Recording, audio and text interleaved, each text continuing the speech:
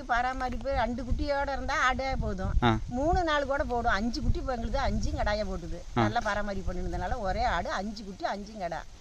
அதனால அந்த 2 குட்டிக்கு ஆட்டில் விட்டுட்டு 3 குட்டிக்கு பால், நம்ம மாட்டுப்பால் இதெல்லாம் புண்ணாக்கு தண்ணி இதெல்லாம் கலந்து கொடுத்தோம்னா அது குடிச்சிக்கிட்டு அது மாதிரி பொறுக்கி பழகிடுதுன்னா பெருசாகிடும். சரிங்க. இப்போ நம்ம அந்த ஆட்டோட தாய்ப்பால் குடித்தா கொஞ்சம் வளர்ச்சி நல்லா இருக்குன்னு சொல்லுவாங்க. அந்த வளர்ச்சி நம்ம மாட்டுப்பாலில் கொடுக்கும்பொழுது வருதா? கொஞ்சம் கம்மியாக தான் வரும்.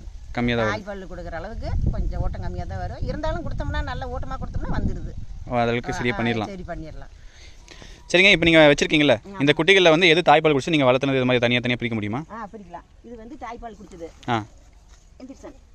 இல்லடா இந்த குட்டி வந்து ஆட்டுப்பாலே குடிச்சு வளர்த்தணும். 2க்கும் இருக்க வித்தியாசம் இல்லை. ஒரே மாதிரி பால் நல்லா கொடுத்ததுனால ஒரே வித்தியாசம் இல்லாத இருக்குது. இந்த ஆடு 3 குட்டி போட்டுது. 3 குட்டி 2 குட்டி ஆட்டில் விட்டுட்டு ஒரு குட்டிக்கு பால் கொடுத்து வளர்த்தணும். ஒரு குட்டி அதே மாதிரி நல்லாவே இருக்குது. சரிங்க.